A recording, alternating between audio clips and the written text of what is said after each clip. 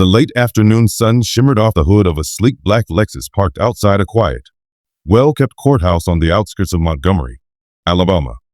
Judge Lorraine Mitchell had just wrapped a long day on the bench, presiding over a series of difficult cases that left her mentally drained but emotionally grounded. Her presence commanded respect, poised, graceful, and unwavering. And for those who knew her, she was the embodiment of justice with integrity. But what was about to unfold would shake her faith in the very system she had devoted her life to. Lorraine didn't stand out because she was flashy or loud. Quite the opposite. She carried herself with quiet dignity, with the kind of confidence that only comes from years of surviving battles that most never see. As a black woman who had risen through the legal system in the South, she had endured more than her fair share of sideways glances, passive-aggressive remarks, and outright hostility. But none of that had broken her stride. She had fought for every inch of progress with hard work, brilliance, and an unshakable belief that the law should serve all people equally. The hum of the car's engine had just begun when a voice cut through the air, sharp and accusatory. "Hey, step out of the vehicle, now." Lorraine froze. Her hand hovered over the gear shift, and her eyes flicked to the rearview mirror. Red and blue lights strode behind her, and a uniformed officer approached with one hand already resting on his holstered gun. Her brow furrowed. She hadn't even pulled out of the parking space. What possible reason could there be for this? Officer Travis Denton was relatively new to the force, eager, aggressive, and itching to prove himself. And as far as he was concerned, the shiny Lexus in this part of town didn't match the driver. His eyes narrowed as he took in Lorraine's calm expression, the tailored navy blue suit, and the silver judicial pin glinting from her lapel. None of it registered as legitimate in his mind. "I said out of the car," he repeated, louder now, more forceful.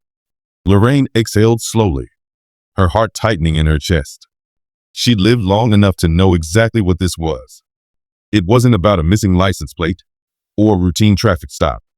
It was about who she was, or rather, who she wasn't in his eyes.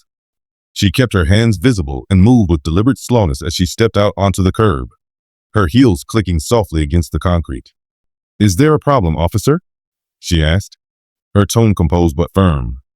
Denton didn't answer. He circled the car like a predator, glancing into the interior before calling something into his radio. Lorraine could hear the words "possible stolen vehicle," "non-compliant driver," and "requesting backup." Her pulse ticked up, but she kept her face calm. "This is my car," she said, holding out her keys. "It's registered in my name. Would you like to see the registration?" Denton ignored the offer. "I'll need to see some ID now." She reached into her bag slowly and pulled out her wallet. From it, she removed a leather case and flipped it open. The golden badge glimmered in the sun, and above it, the words, "State of Alabama, Superior Court Judge." Her name, Lorraine Mitchell, was printed clearly beneath her photo. The air shifted. Denton blinked, confused. Then his expression hardened, as if doubling down on disbelief. "This isn't funny," he said. "You expect me to believe you're a judge?" Lorraine didn't flinch. She had faced tougher interrogations in courtrooms and uglier attitudes in backrooms. "That's not up for debate. You're detaining a sitting judge without cause, and you're escalating a situation that doesn't exist." By now, another patrol car had arrived. 2 more officers stepped out, already sensing the tension. One of them recognized her immediately. "Judge Mitchell?" he said, eyebrows raised. She nodded. "Yes. This officer seems to think I stole my own car." The officer exchanged a glance with Denton, whose face was quickly draining of color. His bravado melted into uncertainty, and a flicker of panic danced in his eyes. But Lorraine wasn't finished. She turned to the second officer. "I expect this incident to be documented. I will be filing a formal complaint with Internal Affairs and with the city. This isn't just about me. It's about every person who looks like me and gets treated as a suspect first and a citizen never." The second officer nodded solemnly. "Yes, ma'am." "Understood." Denton tried to mumble something. An excuse, a defense. But Lorraine raised her hand. "No, you don't get to explain it away. Not today." She got back into her car and shut the door with measured grace. As she pulled away, the tension she had held in her shoulders for years felt like it had finally cracked. Not because she had won, but because the system she had sworn to uphold had once again revealed its fractures. Behind her, Denton stood motionless on the sidewalk, radio still in hand, but no words left to speak. Lorraine sat in her driveway that evening, engine off, hands still gripping the steering wheel. The quiet hum of cicadas filled the humid Alabama air, but her mind was anything but calm. Her home, a modest, brick two-story nestled in a tree-lined neighborhood, was normally her sanctuary. But tonight it felt heavy, like the silence was holding its breath, waiting to see what she would do next. She wasn't angry in the way most people imagined anger. Loud, impulsive, stormy. Her anger was deep. It simmered. It calculated. Years of professionalism had taught her that emotion had to be directed with precision, especially when the world was watching, or even more when it wasn't. She wasn't going to scream into the void. She was going to speak so clearly that the system would have no choice but to listen. Inside, she dropped her keys on the kitchen counter and pulled out her phone. Her fingers trembled slightly as she typed, not from fear, but from the weight of knowing exactly how this game worked. One wrong step, one misplaced word, and the focus would shift from the officer's abuse of power to her own reaction. That was how they flipped the narrative, and she wasn't about to give them that. She called her assistant, Carmen, a sharp young woman who had interned with her years ago and now managed most of her court affairs. Carmen picked up immediately. "Judge Mitchell? Are you all right?" Lorraine told her everything. Every word the officer had said, every movement, every refusal to acknowledge her badge. She asked Carmen to start compiling records. Her vehicle registration, her judicial identification logs, courthouse security camera footage from the parking lot. She wanted every detail, because this wasn't just about her dignity. This was about accountability. "I'll also need the contact for Chief Wallace," Lorraine added calmly. "Tomorrow morning. First thing." Carmen hesitated. "Are you sure you want to go to him first?" "I mean, this will explode, Judge." Lorraine's voice was steady. "Exactly. That's the point." The next morning, she arrived at police headquarters not in her Lexus, but in a government-issued black sedan. She wore her robe, not for intimidation, but for clarity. No one would mistake who she was today. The front desk officer stood the moment she walked in, as did several others nearby. Everyone knew who she was. The youngest Superior Court judge ever appointed in their state. The woman who had fought for juvenile justice reform, who had ruled in favor of public defenders when funding was cut, who had presided over landmark civil rights cases with a steady hand and a fierce intellect. Chief Wallace, a weary man with gray at his temples and cautious eyes, greeted her personally and led her to his office. He gestured for her to sit, but she remained standing. "Chief, I won't waste your time," she began. "Yesterday, I was racially profiled by one of your officers. He accused me of stealing my own car and escalated the situation despite having no cause. His actions were reckless, discriminatory, and unbecoming of the badge." Wallace rubbed his forehead. "Judge Mitchell, I've already received preliminary reports. We're looking into it." "Good. Because I will be filing a formal complaint with the city and pursuing an ethics review through the Civilian Oversight Board. I don't want a quiet apology. I want consequences. Real ones. Not just for me, but for the people who get treated worse because they don't wear a robe or carry a badge." Wallace met her gaze. For a long moment, he said nothing. Then he sighed. "I can't stop you. Nor should I. But I'll say this. It's going to shake the department." Lorraine raised an eyebrow. "Then maybe it needs to be shaken." She turned and left without another word. The press was already circling. Somehow the incident had made it to social media. A witness, likely a courthouse janitor or passerby, had posted a blurry clip of the confrontation online. It was already going viral. "Black woman falsely accused of stealing car. Turns out she's a judge," the caption read. And that's when things began to move quickly. News vans showed up at the courthouse before noon. Lorraine didn't hide. She gave a measured, powerful statement on the steps of the building where she had delivered hundreds of rulings over the years. I stand before you not as a victim, she said into the microphones, but as a reminder that no title, no status, no amount of education or success can insulate a black person from prejudice in this country. I was treated like a suspect for existing, and I will not let this moment pass quietly.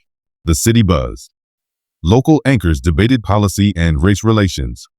Editorials praised her composure and condemned the officer's behavior. But there were also darker corners of the internet. Comments filled with vitriol, anonymous messages that attacked her race, her gender, her authority. She had expected that. She was ready for it. What she hadn't expected was the wave of letters, emails, and calls that came from people across the country. From mothers who feared for their sons. From teachers who had seen children of color handcuffed over minor infractions. From young black girls who said they wanted to be judges too, after watching her stand her ground. She read every message. That evening, sitting on her back porch, a soft breeze whispering through the magnolia trees, Lorraine allowed herself a moment of quiet. She wasn't just reacting. She was leading. And tomorrow, there would be more to do. Because the real story wasn't that a cop had accused a black judge of stealing a car. The real story was what happened next, when she stood up, showed her ID, and decided to fight back not just for herself, but for everyone who had ever been told they didn't belong behind the wheel, behind the bench, or beneath the badge. It was only 48 hours later when Officer Travis Denton found himself sitting alone in a dim, windowless room at Internal Affairs. No uniform, no weapon, just silence and a growing sense of dread. The chair beneath him was cold, stiff, a symbol of how quickly power shifts when scrutiny arrives. The same hands that once hovered confidently near his holster now nervously clenched into fists. Across the table, two investigators studied him like a puzzle they already knew the answer to. Their questions weren't aggressive, but precise. Did you ask Judge Mitchell for her license and registration? Yes. Did she comply? She showed me her badge. Did you recognize her as a judge? No. Did you check her name against department records? Denton hesitated. No, I thought the badge could have been fake. The investigator didn't look up from his notes. So rather than verify it through dispatch, you called in a suspected stolen vehicle on someone with valid keys. No suspicious behavior. And no traffic violation? She didn't look like a judge, Denton mumbled. And there it was, the sentence that would echo across courtrooms, city hall meetings, and media headlines for the next 2 weeks. A 6-word confession of systemic rot. The disciplinary hearing was scheduled quickly. Word had spread not just through the department, but through the city. Civil rights attorneys were watching closely. Local black leaders organized peaceful demonstrations. It wasn't just about Denton anymore. It was about everyone like him, and every person they had stopped, questioned, detained, or humiliated without cause. In the courtroom, Denton sat in full uniform this time, eyes cast down as Judge Lorraine Mitchell walked in, not to preside, but to testify. The symbolism was not lost on anyone. She walked slowly to the witness stand, a regal presence in a sea of tension. The room quieted as she spoke. Her voice was measured, but there was no mistaking the weight of each word. I've been stopped before, she said. I've been followed in stores, questioned at airports, and doubted in boardrooms. But I never expected to be treated like a criminal on the steps of my own courthouse. Not by someone who swore an oath to protect and serve. She paused, letting the words settle. And while I stood there with my badge in hand and my title displayed, what I heard, what I saw in that officer's eyes, was disbelief. Not because I did anything wrong, but because in his mind, a black woman in a Lexus didn't belong. Gasps rippled through the gallery. Even some of the officers present shifted uncomfortably in their seats. I'm not here to destroy a man's career, Lorraine continued, but I am here to demand a reckoning. Because what happened to me could have been worse. For others, it already has been, and it will continue to be. Unless we do something. The disciplinary board deliberated for hours. Denton was placed on administrative leave immediately, pending final judgment. But the writing was already on the wall. His career was in freefall, not because of a single mistake, but because of a culture that had allowed, and often encouraged, those mistakes to go unchallenged. In the following days, The city erupted into conversation. Radio hosts debated police training reforms. Churches held forums on racial profiling. The mayor, once tight-lipped on matters of race, held a press conference pledging a full audit of all traffic stops in the last 5 years. Lorraine watched it all quietly from the sidelines. She wasn't looking for fame, but she understood momentum. She began receiving speaking invitations. Universities, nonprofits, even national news networks. Her story wasn't just viral. It was vital. But what moved her most was the letter that arrived late one Friday afternoon. Handwritten. No return address. Just 2 words on the envelope. For you. Inside, in careful script, was a message from a young black boy named Elijah. Dear Judge Mitchell, my mom showed me your video. She said you were brave. I didn't know girls could be judges before. I want to be one now too. I hope you don't let the mean people stop you. Thank you for showing them. Lorraine sat at her desk, the letter in her lap, eyes stinging. In all her years on the bench, she'd handed down rulings that impacted thousands of lives. But this letter from a child who had never met her, was perhaps the most profound verdict she had ever received. That night, she decided something important. This wasn't over. The officer might lose his badge. The city might change a policy. But those were temporary. What she wanted, what the country needed, was something deeper, lasting, structural. She reached for her laptop and began drafting a plan. A task force. One that would bridge the gap between the judiciary and law enforcement. One that would include community leaders, legal scholars, and yes, even officers. Not for window dressing, but for accountability. And she'd shared herself. Because if there was one thing Lorraine Mitchell knew, it was that change didn't come from waiting. It came from showing up, even when they tried to push you down. Especially then. The Monday after Lorraine announced the formation of her new task force, the courthouse lobby buzzed with a kind of cautious energy. Staffers, clerks, and security guards exchanged glances that said more than words ever could. The system was shifting, even if only slightly.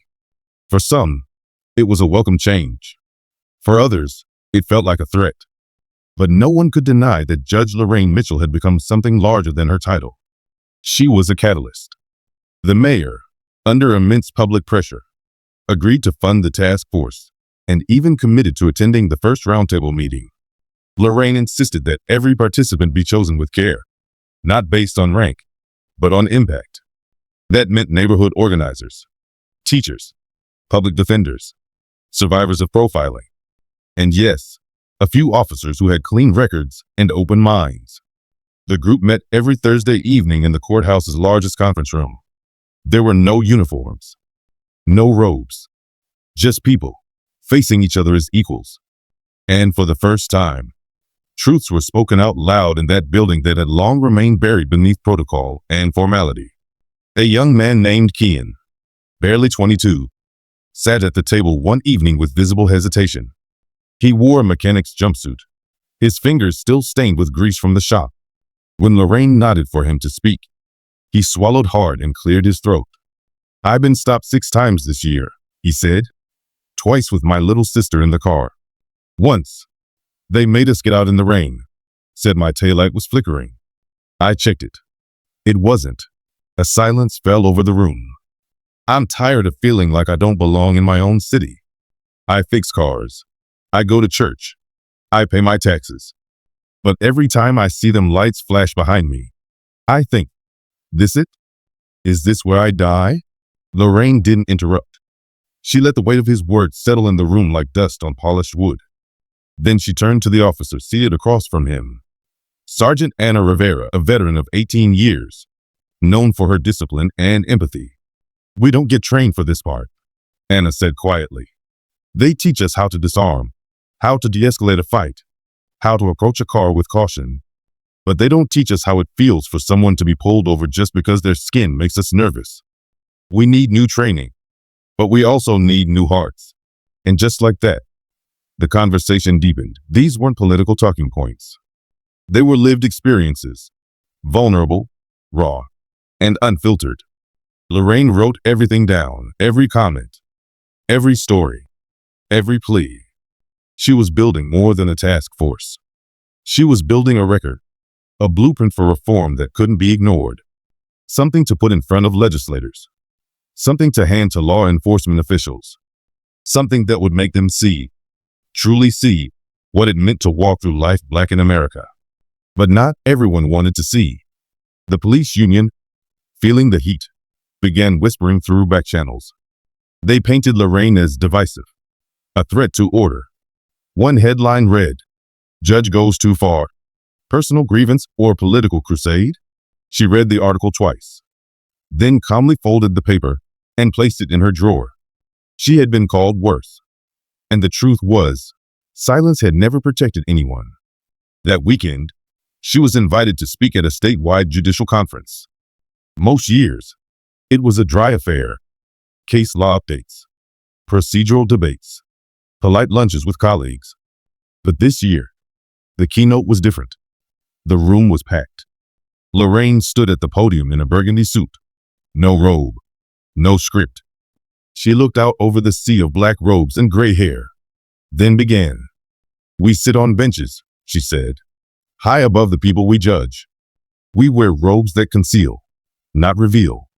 We speak in controlled tones. We cite precedent. But when do we tell the truth?" A murmur of discomfort swept the crowd. Some of you saw the video. Some of you read the reports. A few of you called me privately to express your outrage. But most of you said nothing. And silence, my friends, is a ruling too. Her voice rose slightly, not with anger, but with urgency. Law is not just about order. It is about justice. And justice requires us to name the rot in our own house, to confront the bias that creeps into every decision, every stop, every sentence. I was mistaken for a criminal because I was a black woman in a nice car. But how many others never got the chance to flash a badge?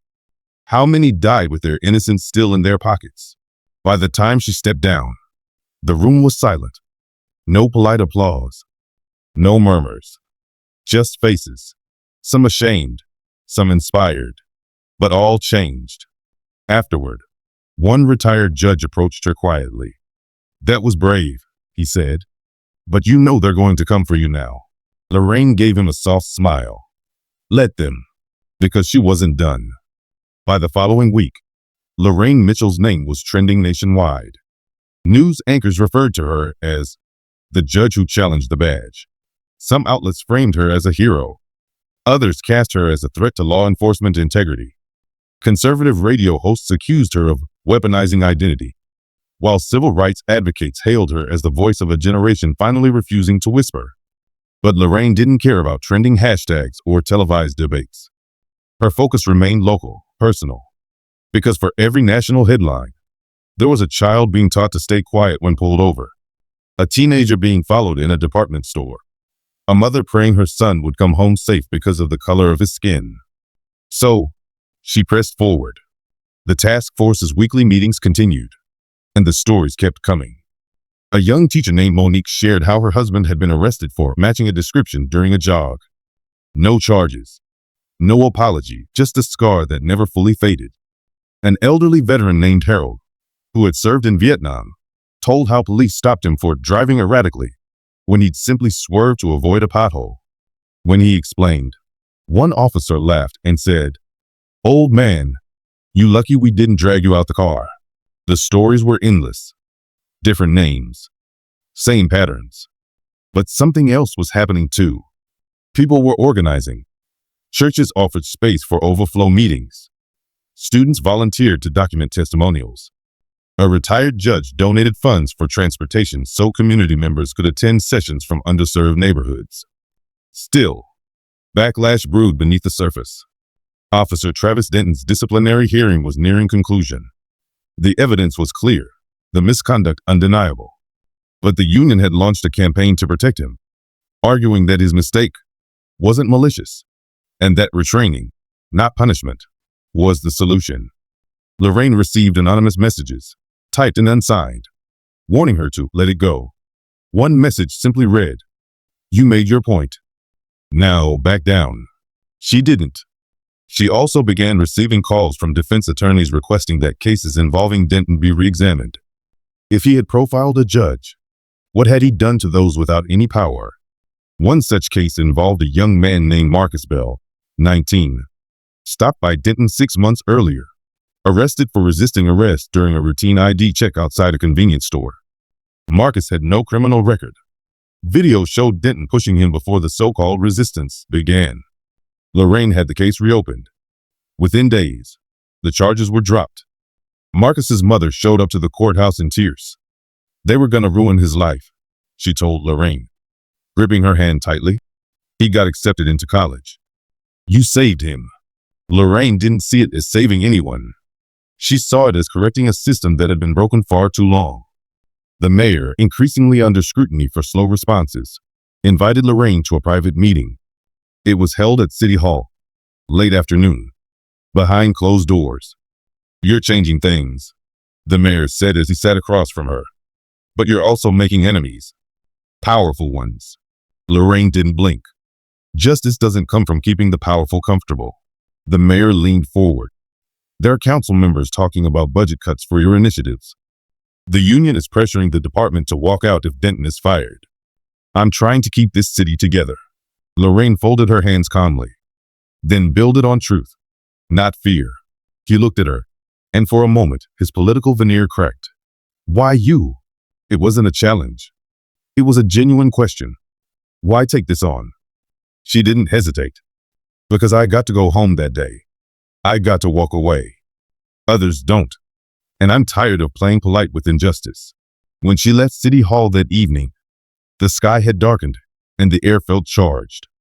She knew things were about to escalate. The public was divided, lines drawn. But change was never birthed in comfort. The next day, the Civilian Oversight Board released its recommendation. Officer Travis Denton should be terminated immediately for gross misconduct and racial profiling. The police union erupted in protest, staging a walkout in front of the department. Officers held signs that read, "Let cops be cops," and one mistake shouldn't end a career. But across the street, a counter-protest had formed, twice as large, more diverse. Signs read, "Protect and respect. Stop profiling." And "We are watching." Lorraine stood silently among the crowd. No speeches, no cameras, just presence.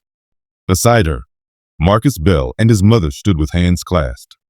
Kian, the mechanic, was there too. Monique, Harold, all of them. It wasn't a protest. It was a promise that no more would be stopped, silenced, sidelined. Because the badge may grant authority, but it does not excuse injustice. And this time, the community wasn't backing down. The board's decision to terminate Officer Travis Denton was upheld by the police department just 3 days after the public recommendation. There was no ceremony, no farewell, just a name removed from the roster and a locker cleared out in silence.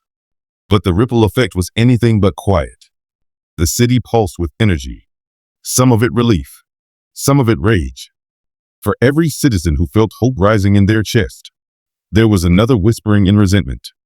But for once, the system had moved, and that movement felt historic. Lorraine Mitchell sat in her chambers that evening with the blinds drawn and the room dimly lit. She wasn't celebrating. She wasn't resting either. She was reflecting. Firing one officer didn't fix the system. It didn't rewrite the years stolen from men like Marcus, or erase the humiliation others had suffered. But it was something tangible, a marker, a shift in the wind. Her phone buzzed. It was Carmen, her assistant. "Judge," Carmen said, her voice low and urgent. "You should see the news." Lorraine turned on the TV. Every local channel was covering the same story. Someone had vandalized the courthouse parking lot, specifically her reserved parking space. Spray painted across the asphalt in red were the words, "Traitor to the badge." Lorraine's chest tightened, not in fear, but in frustration. She knew it would come to this. The backlash, the retaliation, the attempt to intimidate her back into silence. But silence had never been her armor. The next morning, she walked into the courthouse dressed in royal blue. Not black, not neutral, blue, bold, unshaken. As she passed her defaced parking spot, she didn't flinch. The city had already begun removing the graffiti, but she stopped them. "Leave it," she told the cleanup crew. "At least for today." People needed to see it. By mid-morning, the image had gone viral. Lorraine, standing in front of the vandalized parking space, expression unreadable, eyes steady. The caption was simple: "They spray hate. She stands firm." It became a symbol. Later that week, a group of school children arrived at the courthouse on a planned civics field trip. Their teacher, unsure how to explain the vandalism, hesitated at the entrance. But Lorraine met them personally. She guided them through the halls, answered their questions, and then paused outside her courtroom doors. "Justice," she told them, "isn't just about laws. It's about courage. Sometimes that means being the only one standing when everyone else is sitting. And sometimes it means speaking up even when your voice shakes." One girl, maybe 10 years old, raised her hand. "Are you scared?" Lorraine smiled softly.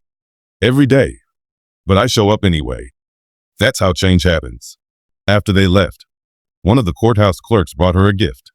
It was a small canvas, painted by one of the visiting students. A black robe, standing tall in front of a storm. Beneath it, the words, "Thank you for not backing down." Lorraine hung it behind her desk. Meanwhile, Denton's supporters were organizing. The local police union filed an appeal, arguing that his termination was politically motivated and calling for his reinstatement. Petitions circulated. Anonymous blogs cropped up defending him and smearing Lorraine with the usual venom. Angry, divisive, ungrateful, she received more threats, more warnings. Her inbox filled with vitriol, some calling her a disgrace, others urging her to go back to judging cases, not causing chaos. But she also received support from judges in other states who had never spoken openly about bias before, from officers who thanked her for forcing the system to confront its shadow, from mothers across the country who said, "You're doing this for our babies." It all fueled her. She began traveling on weekends, speaking at universities, police academies, bar associations. Each time, she shared not just her story, but those of people like Marcus, Kian, and Harold. Each time, she left rooms more aware than she found them. But not everyone was ready to change. At one police academy visit, she gave a lecture titled, "The Cost of Assumptions." During the Q&A, a young cadet, arms crossed, jaw tight, stood and asked bluntly, "Why should we be punished for trying to protect ourselves?" The room went still. Lorraine met his gaze, calm and direct. When protection becomes persecution, it's not safety, it's control. And when assumptions are used to justify fear, that fear becomes a weapon, one that doesn't just hurt feelings, but ends lives. "You swore to serve, not to stereotype." He didn't speak again, but he listened. And that was enough, for now. Back in Montgomery, the task force had grown. What started as 12 people around a table had now expanded to more than 100 contributors, from legal scholars to traffic stop survivors.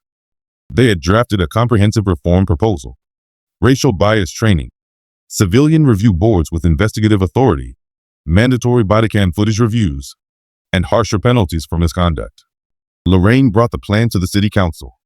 She stood at the podium, once again before the very people who had doubted her, dismissed her, or stayed silent when she was humiliated. "I'm not here to beg for justice," she said. "I'm here to demand it. Not just for me, but for the voiceless, for the stopped, for the profiled, for the ones who never got to tell their story." The vote passed unanimously. Afterward, Carmen found Lorraine in her office, tears brimming. "You did it," Carmen whispered. Lorraine shook her head. "We're just beginning." Because while one officer's career had ended in disgrace, a movement had begun in truth. And this time, the judge wasn't just ruling from the bench. She was rewriting the rules. The passing of the reform proposal sent shockwaves beyond Montgomery. Regional news stations picked it up first, then national outlets. The city that had once made headlines for a viral traffic stop was now being discussed as a case study for real, structural change. Editorials described the reforms as bold, ambitious, and long overdue. Some pundits questioned if the changes could be enforced, while others asked why it took a high-profile judge being profiled for action to finally be taken. Lorraine didn't entertain the noise.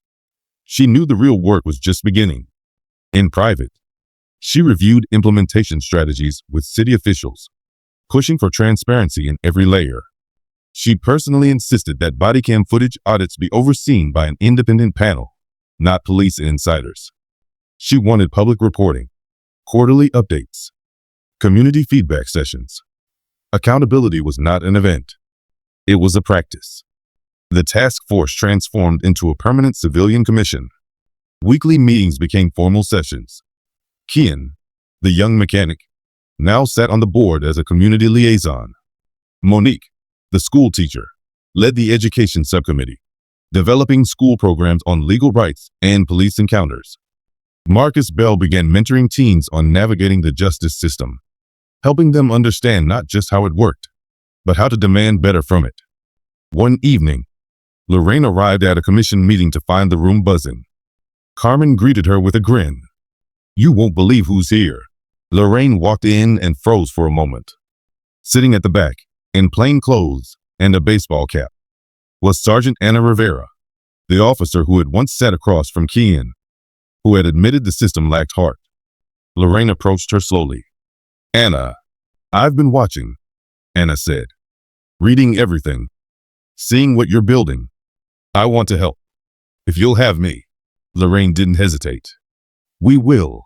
And just like that, the change began threading deeper, into precincts, into classrooms, into hearts. Still, Lorraine knew better than to believe this was a victory lap. The threats hadn't stopped. Anonymous letters now came with photos of her house, her family, her courtroom. One message read, "One badge may be gone, but we still carry guns." Security was tightened. Police presence outside her home was increased. But Lorraine refused to live in fear. She had come too far for that. What shook her, though, was a message from her niece, Layla, a law student in Atlanta. "Auntie," Layla wrote, "I admire you so much. But every time I see your name trending, I panic. I worry. I know what you're doing is brave, but it scares me. Because you shouldn't have to be this brave just to be treated like a human." Lorraine read it 3 times. She thought about what it meant for young Black women to grow up still expecting pain with their progress, still linking their success to their safety. She thought of how often women like her were expected to carry the torch, fight the battle, and survive the consequences, all while smiling for cameras. That night, she couldn't sleep. She walked into her study, lit only by a desk lamp and the glow of the city lights outside. On the bookshelf sat a framed photo of her father, a man who had marched with Dr. King and told her as a child, "You're not just smart enough to be the lawyer. You're strong enough to be the judge." She whispered out loud, "But who protects the judge?" There was no answer, just silence and resilience. She opened her notebook and began to write again. Not court notes or legislation, but a speech. For the law school where Layla studied. She had been invited to speak there weeks ago, but only now did she know what she needed to say. When the day came, she stood in front of a packed auditorium of law students, mostly Black and brown, many of them first-generation college students. Her voice was low, intentional. "You will learn rules, statutes, precedent, but what they may not teach you is how to stay whole in a system that was never built to see you as complete." She scanned the faces. Some leaned forward. Others looked away, already familiar with the weight of her words. "They'll call you too emotional, too angry, too loud, too proud. But that's only because your presence challenges their comfort. And their comfort is not your responsibility." Applause began to stir. "But remember this, you don't owe them your silence. You owe yourself your truth. You don't have to wait until you're sitting on a bench to change the system. Every case you touch, every client you defend, every word you speak in a courtroom is power. Don't let anyone make you forget that." Layla watched from the second row, tears in her eyes. Her aunt had been a symbol her whole life. But today, she saw her as something else too, a warrior with scars, standing anyway. After the event, Lorraine stood quietly in the hallway. Dozens of students passed by, shaking her hand, thanking her, calling her a trailblazer, a blueprint, a voice. She smiled at them all, gracious, grounded. But as she stepped outside into the sun, she allowed herself to exhale deeply, because even when the spotlight fades, the burden remains. And still, she carried it, not for the fame, not for the fight, but for the future. Weeks after the law school speech, the weather began to shift in Montgomery. The heat mellowed, and so did the chaos, at least on the surface. The public protests had calmed, news outlets had moved on to newer controversies, and the dent of reform had begun to settle into city policies. But Lorraine Mitchell knew better than to mistake quiet for peace. Change wasn't permanent until it was practiced. It had to be maintained, reinforced like a structure always under pressure. One afternoon, as she prepared for court, Carmen stepped in with a folder. "It's about Denton," she said, her voice restrained. Lorraine paused, setting down her robe. "Go on. He's filed a lawsuit. Wrongful termination, claims defamation, political targeting. Says you used your platform to destroy his livelihood." Lorraine didn't react immediately. She just stared at the folder, then slowly opened it and flipped through the pages. "He's also being funded," Carmen added. "A PAC, out-of-state donors, police advocacy groups." Of course, she had expected a last gasp. She knew the playbook: shift the narrative, cry victim, drown out truth with noise. "Let them sue," Lorraine said quietly. "We have facts. They have resentment. Still, the optics would sting.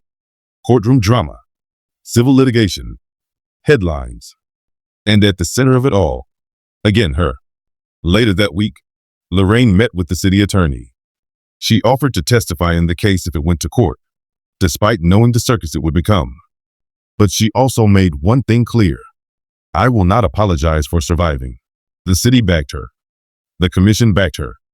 The community backed her. Yet still, the pressure was undeniable. Hate mail increased. Anonymous calls became routine. One morning, her car tires were slashed in front of the courthouse. She refused to change her route. One of her fellow judges suggested she take a sabbatical.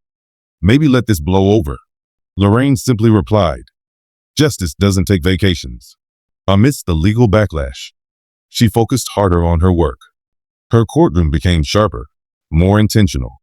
She ruled with the same fairness as always, but the lens was clearer now. She saw through more veils, called out more assumptions, asked harder questions when prosecutors leaned too heavily on shaky evidence. She wasn't changing the law. She was using it exactly how it was meant to be used. The public took note. A viral clip surfaced of her questioning a police witness during a sentencing hearing. "Officer," she had said firmly, "you claim the defendant's behavior was suspicious. Can you define what that means without using the words noncompliant, nervous, or unusual?" The officer stammered. The courtroom was silent. That moment, just a single minute long, spread online like wildfire. People called it the moment a system blinked. Activists replayed it at rallies. Teachers showed it in high school civics classes. But fame, as always, came with fire. One night, Lorraine was driving home when headlights began tailing her. Close. Too close. She turned off the main road. The car followed. She slowed down. So did the car. Then, suddenly, it sped up and raced past her, tires screeching. She gripped the wheel tightly, heart pounding. It wasn't an attack, but it was a message. When she got home, Carmen was waiting. She had installed a basic home security system that connected to her phone. "You're not alone," she reminded Lorraine. "Don't start acting like it." Lorraine nodded, but the solitude was heavy. She thought about her niece again, about the message Layla had sent, about being scared. And she thought of all the Black women before her who had stood alone. Ida, Fanny, Rosa, Anita. They didn't get to rest either. One night, unable to sleep, Lorraine opened her father's journal. He had kept one for decades, filled with thoughts on protests, politics, sermons, and stories from his youth in Selma. She flipped through the pages until one entry caught her breath. When they can't beat your truth, they'll try to isolate you from it. That's how they kill movements, not with violence, but with silence and fear. The answer? Keep walking. Even if your knees shake. She closed the journal and whispered, I hear you, Daddy. The following day, she made a decision. She wouldn't just respond to Denton's lawsuit. She would counter it with her own suit, filed through a civil rights attorney, targeting malicious intimidation, defamation, and a coordinated attempt to obstruct reform. The city gasped. No judge had ever sued a former officer over profiling retaliation before. Her attorney, a fierce civil rights litigator from Birmingham, held a press conference. Judge Mitchell is not seeking revenge, he said. She's seeking truth, protection, and precedent. Because what's happening to her now is what happens to whistleblowers across the country, especially Black women. She's just brave enough to fight back in public. The community rallied again. Supporters returned to the courthouse steps. Signs read, Protect the judge. Accountability isn't defamation. And we believe her. And through it all, Lorraine showed up every morning, robe on, chin high, eyes steady. Not for the cameras, not for the court battles, but for every child watching, wondering if standing up would ever be worth it. Because if she didn't show them now, who would? The courthouse was unusually quiet the day Lorraine's countersuit was scheduled for its first hearing. A thick fog clung to the city streets, as if Montgomery itself held its breath. Inside, the courtroom was standing room only, not for spectacle, but for solidarity. Lorraine didn't sit at the bench this time. She sat at the plaintiff's table, wearing a navy suit with a subtle gold pin on her lapel. Not a robe, not a title, just a woman seeking justice on her own terms. Across the room sat Travis Denton, no longer in uniform, his legal team surrounding him. His expression was unreadable, but his eyes avoided hers. This time, he wasn't the accuser. The judge presiding over the case was an older man, fair and known for his no-nonsense demeanor. He opened the session without drama. Lorraine's attorney stood first. Your Honor, we are here today not just because my client was profiled, humiliated, and threatened, but because when she used her voice to protect others from the same, a campaign of intimidation began. We intend to prove that this campaign was intentional, organized, and unlawful. He turned to the room. When a public official becomes a target for doing what the public asked her to do, reform a broken system, we all suffer. This case is not about revenge. It's about protection. It's about precedent. And it's about making sure that power does not silence truth. Over the following hours, they laid out the pattern, the threats, the vandalism, the anonymous letters traced back to police-affiliated email accounts, the coordinated disinformation articles online. They showed Denton's legal fund was seeded by groups linked to extremist policing forums. They even revealed that several officers still on the force had leaked Lorraine's personal information to blogs known for harassment. Piece by piece, the puzzle came together. The defense tried to paint Lorraine as an activist in a robe, accusing her of damaging public trust in police. But each accusation fell flat, because her story was real and her record was untarnished. And then Lorraine took the stand. The courtroom held its breath. She didn't cry. She didn't shout. She spoke like she had on the bench for years, with clarity, calm, and conviction. I did not ask to become a symbol, she began. I asked to be treated with respect. I asked to do my job without being profiled. I asked to walk to my car after court without being accused of theft. She looked at the judge. When I speak, I don't do it to inflame. I do it to illuminate. Because the darkness has cost us too much. Then she turned and faced Denton, not with rage, but with something more cutting. You had the chance to admit your mistake, to grow, to learn. But instead, you chose to attack. Not just me, but everything I represent. Every woman who walks into a courtroom and isn't believed. Every black child who's taught to keep their hands visible and their voice low. You tried to destroy that. And I cannot. I will not let that stand. The room was still. The judge called a recess. Outside, reporters gathered like vultures. But Lorraine didn't flinch. She wasn't hiding anymore. Her truth had been laid bare, and she carried it like armor. That evening, she sat in her office and received a message from Layla, her niece.